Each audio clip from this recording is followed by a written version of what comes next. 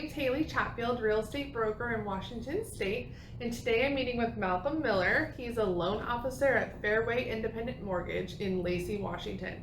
And we want to talk a little bit about the process up until closing after you are in mutual acceptance on a purchase. So a house that you're buying, once we put an offer out, or I help you put together an offer, we get confirmation from the seller that they've accepted your offer, and then things really start to go into play from that point. So what would happen is that I get the confirmed purchase and sale agreement, and then I would go ahead and send it over to Malcolm, and then he would get the ball rolling on the loan process. So Malcolm, if I as an agent send you over this document confirming that we're in contract, what's your first step?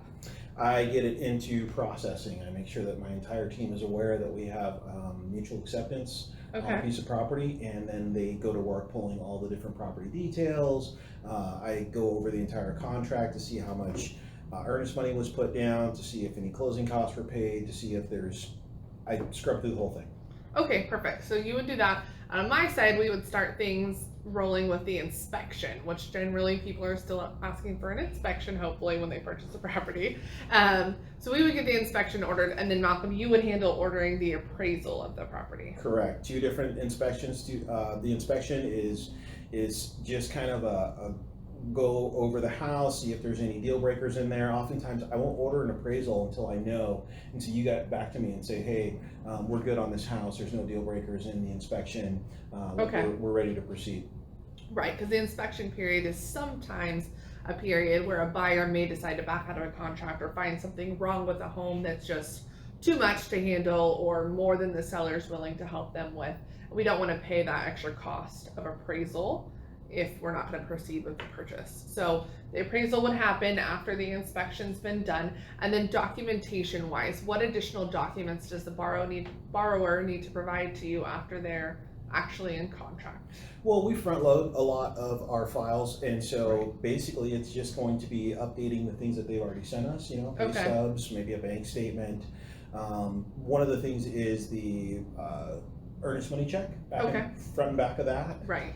Just kind of some simple crossing the T's and dotting the I's types of things, because we've already got the approval before we sent out an approval letter. Okay, perfect. That makes sense. So one of the things you have to do is just provide updated documentation. And then I actually am in process right now of purchasing a new home, and I have my loan through Malcolm. So I've been working with his loan assistant, and she's been sending me emails of what documentation that I need to send to her, and it's super easy for me. I just upload a PDF file, send it over via email, and then it gets checked off my list. And then sometimes also people like myself maybe have a little bit of credit card debt or maybe a car payment that they need to have resolved to have their debt to income ratio higher to get qualified for whatever purchase price they're working for. So you may have to have some debt that gets paid off. So Malcolm, we've kind of talked about that the easiest way to do that is to have those debts be paid at closing. That's correct. If you pay them before closing, then there's an extra documentation and proving that you paid it. But if you pay it at the closing table, it makes things a lot simpler. Okay, so myself as a borrower or anyone else would just provide you current statements of whatever credit cards or car loans need to be paid off. You guys would add that information to the total amount of closing funds required, and then you guys would handle just the distribution of those funds and getting whatever it may be paid off. Yeah, we'll order payoff statements so that we have an accurate payoff through a certain day, which is usually the day of closing or one day after closing. And then once you come into closing, the escrow officer will collect those funds, and they will disperse all the funds to all the parties needed. Okay, perfect. And then disclosures, that's a big thing. So there's obviously disclosures at the beginning when you first get into mutual acceptance, some stuff that's uploaded to your guys' website, which is a great resource to be able to digitally sign stuff. And then there will be some more disclosures about the loan specifics right before closing. There's several disclosures.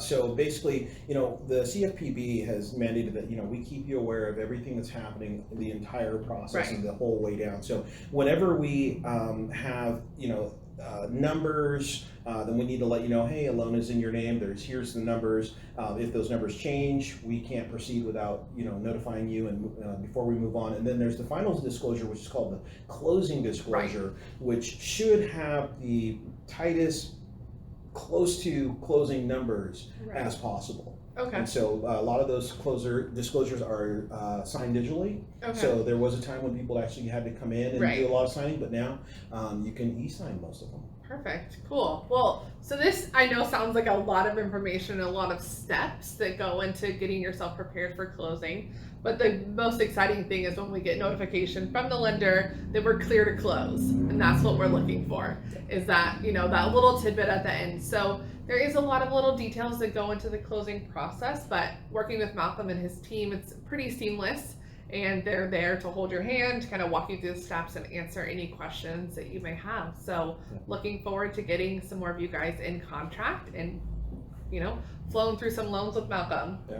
Thank you guys.